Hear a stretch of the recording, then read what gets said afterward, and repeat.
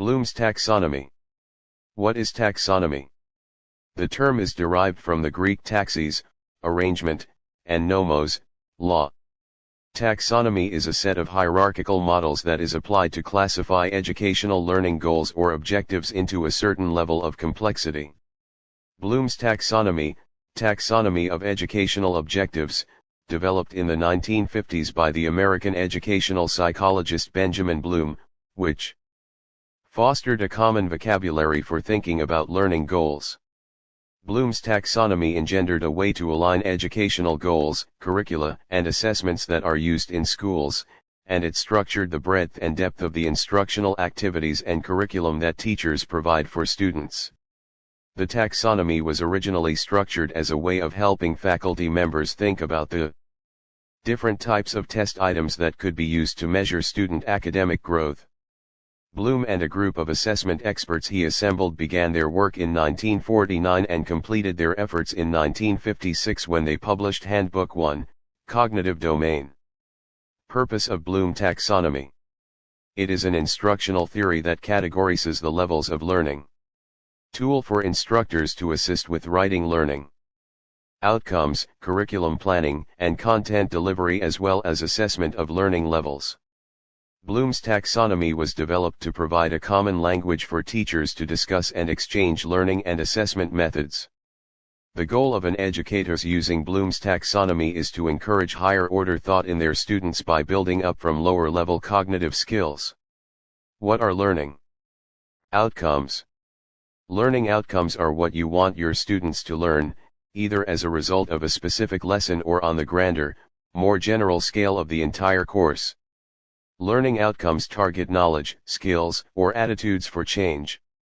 Bloom's taxonomy specifically targets these by seeking to increase knowledge, develop skills, or develop emotional aptitude or balance. Bloom's taxonomy comprises 3 learning domains, the cognitive, affective, and psychomotor, and assigns to each of these domains a hierarchy that corresponds to different levels of learning. Cognitive domain. The cognitive domain is focused on intellectual skills such as critical thinking, problem solving, and creating a knowledge base. Bloom's cognitive taxonomy originally was represented by 6 different domain levels: knowledge, comprehension, application, analysis, synthesis, and evaluation. All of the Bloom domains focused on the knowledge and cognitive processes. Knowledge level. At this level the teacher is attempting to determine whether the students can recognize and recall information. Example, what countries were involved in the War of 1812? Comprehension level. At this level the teacher wants the students to be able to arrange or, in some way, organize information. Example, in the book Teammates the authors describe Jackie Robinson's struggles as a baseball player and the way in which Pee Wee Reese publicly defended Robinson. Describe in your own words the struggles that Robinson had and what Reese did to help him succeed as a baseball player. Application level. At this level the teacher begins to use abstractions to describe particular ideas or situations. Example, what would be the probable influence of a change in temperature on a chemical such as hydrochloric acid? Analysis level. At this level the teacher begins to examine elements and the relationships between elements or the operating organizational principles undergirding an idea. Example, describe the way in which slavery contributed to the American Civil War. Synthesis level. At this level the teacher is beginning to help students put conceptual elements or parts together in some new plan of operation or development of abstract relationships. Example, formulate a hypothesis about the reasons for South Carolina's decision to secede from the Union. Evaluation level. At this level the teacher helps students understand the complexity of ideas so that they can recognize how concepts and facts are either logically consistent or illogically developed. Example, was it an ethical decision to take to trial the Nazi war criminals and to subsequently put so many of them to death? Affective domain.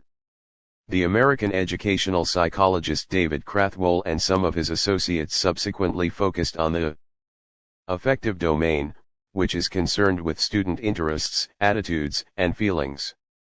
The affective domain focuses on the attitudes, values, interests, and appreciation of learners. The hierarchy associated with it begins with receiving and listening to information, and extends to characterization or internalizing values and acting upon them. It focuses on helping learners understand what their own values are and how they have developed. This domain is categorized into 5 subdomains. Internalization. This domain forms a hierarchical structure and is arranged from simpler feelings to those that are more complex. This hierarchical structure is based on the principle of internalization. Internalization refers to the process whereby your affect towards something goes from a general awareness level to a point where the affect is internalized and consistently guides or controls your behavior. Therefore, with movement to more complexity, you become more involved, committed, and internally motivated. Levels of affective domain. Receiving. Receiving is the lowest level of the affective domain. It is simply the awareness of feelings and emotions. It involves passively paying attention and being aware of the existence of certain ideas, material, or phenomena. Without this level, no learning can occur. If information is never received and cannot be remembered. For example, watching a movie, responding. This level involves actively participating in the learning process. You are not only aware of a stimulus, but you react or respond to it in some way. For example, participating in a group discussion, giving a presentation. Valuing. Valuing is the ability to see the worth of something and express it. Valuing is concerned with the worth you attach to a particular object, phenomenon, behavior, or piece of information. This level ranges from simple acceptance to the more complex state of commitment. Simpler acceptance may include your desire for a team to improve its skills, while more complex level of commitment may include taking responsibility for the overall improvement of the team. For example, proposing a plan to improve team skills. Organizing. Organizing involves putting together different values, information, and ideas, then relating them to already held beliefs to bring it into an internally consistent philosophy.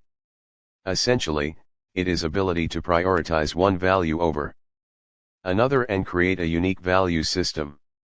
The focus of this level is on comparing, relating, and assessing values to create that unique value system. For example, recognizing the need for balance between work and family, or prioritizing time effectively to meet goals. Characterizing. This is the highest of the affective domain. It is about internalizing values. It means acting consistently in accordance with the set of values you have internalized and your characterization or philosophy about life. Essentially, you internalize values and let them control or guide your behavior. For example, you spend time with your family. Psychomotor domain. Another American educational psychologist, Anita Harrow, developed the psychomotor domains, which deal with a wide variety of motor skills. The psychomotor domain includes physical movement, coordination, and use of the motor skill areas.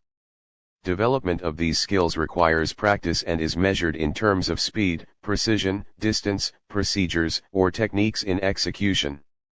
Thus, psychomotor skills range from manual tasks, such as digging a ditch or washing a car, to more complex tasks, such as operating a complex piece of machinery or dancing.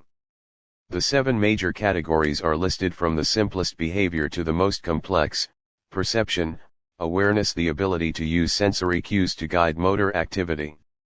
This ranges from sensory stimulation, through cue selection, to translation. For example, detects nonverbal communication cues. Estimate where a ball will land after it is thrown and then moving to the correct location to catch the ball. Set, readiness to act. It includes mental, physical, and emotional sets. These 3 sets are dispositions that predetermine a person's response to different situations, sometimes called mindsets. For example, knows and acts upon a sequence of steps in a manufacturing process. Recognize one's abilities and limitations. Guided response, the early stages in learning a complex skill. That includes imitation and trial and error. Adequacy of performance is achieved by practicing. For example, performs a mathematical equation as demonstrated. Mechanism, basic proficiency. This is the intermediate stage in learning a complex skill. Learned responses have become habitual and the movements can be performed with some confidence and proficiency. For example, drive a car. Complex. Overt response, expert. The skillful performance of motor acts that involve complex movement patterns. Proficiency is indicated by a quick, accurate, and highly coordinated performance, requiring a minimum of energy. This category includes performing without hesitation, and automatic performance. For example, players are often utter sounds of satisfaction or expletives as soon as they hit a tennis ball or throw a football, because they can tell by the feel of the act what the result will produce. Adaptation, skills are well developed and the individual can modify movement patterns to fit special requirements. For example, responds effectively to unexpected experiences. Perform a task with a machine that it was not originally intended to do. Origination, creating new movement patterns to fit a particular situation or specific problem. Learning outcomes emphasize creativity based upon highly developed skills. For example, constructs a new theory. Bloom's taxonomy revised.